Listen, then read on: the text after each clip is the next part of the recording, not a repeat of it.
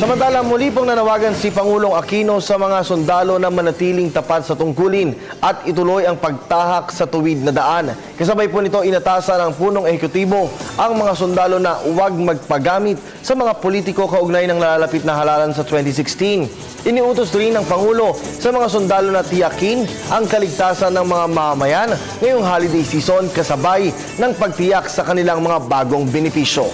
Ang ulat mula kay Rocky Ignacio.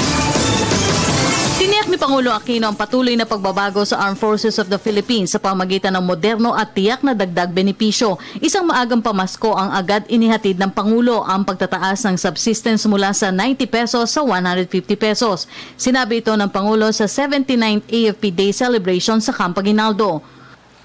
Bilang inyong Commander-in-Chief, talagang pinagmamalaki kong pamunuan ang isang sandatahang lakas na sinasalamin ang mga mabuting katangian ng ating lahi.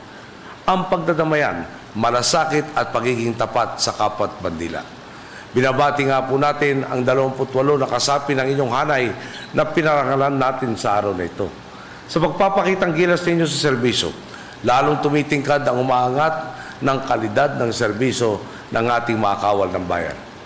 Ano nga ba ang resulta ng paglilingkod ng matapat at maasahan mula sa ating kasunduluhan? Susi ang inyong hanay sa pagpapatibay sa tinatawag nating virtuous cycle. Dahil napapangalagaan ninyo ang kapayapaan at stabilidad, nagagawa ng pamahalaan na magtanim ng higit na reforma at mas naiengganyo ang mga namumuhunan na magtaya sa ating bansa. Ang resulta nito, ang paglago ng industriya at ang lalong pagganda ng ating ekonomiya. Lumilikha naman ito na mas maraming pagkakataon na naghahatid ng mas malawak na kaunlaran para sa ating mamamayan. May good news nga po tayo sa inyong anibersaryo. Ang sabi sa atin ni Senate President Franklin Drilon na ating kasama itong araw na ito, naipasa na kagabi sa Senado at sa Kamara de Representantes ang panukalang iangat sa 150 piso mula sa 70 piso ang subsistence allowance ng ating mga sundalo, pulis at iba pang kasapi ng uniformadong hanay. Inaabangan na lang po natin ang panukala at paglumapag ito sa ating mesa ay pipirmahan agad natin ito. May tema na sandatahang lakas na ika-79 na taong naglilingkod ng tapat tungo sa kapayapaan, kaunlaran at kasaganaan. Ipinarada ang makabagong kagamitan ng AFP. Ayon sa Pangulo, tapos na ang yugto ng ginawang racket ang pagbili ng modernong gamit ng AFP. Bungaan niya ito ng reforma at pagkilala sa mabuting pamamahala. Hindi anya dapat nalalagay pa sa peligro ang mga sundalo na tapat na naglilingkod sa bansa laban sa karahasan, kalamidad at iba pang uri ng sakuna. Gagawin pa ng inyong gobyerno ang lahat ng makakaya nito upang maabot pa ninyo ang mas mataas na antas ng paglilingkod. Mapalalim pa ang inyong kakayahan at tumibay pa ang profesionalismo at integridad ng inyong institusyon.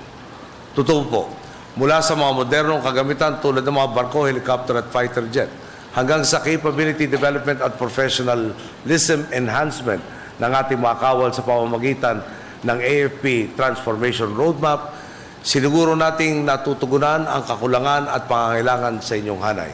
Lalo pa natin pag-iibayuhin ang force-on-force training ng ating mga kawal kasabay ng pamumunan sa tinatawag ninyong miles equipment.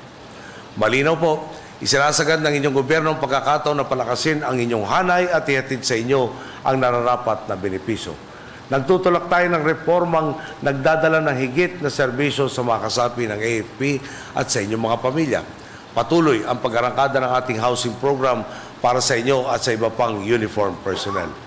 Nagsisimula na rin pakinabangan ng ating mga sundalo, aktibo man o retirado, ang ating mga programang pangkabuhayan tulad sa Fort Magsaysay.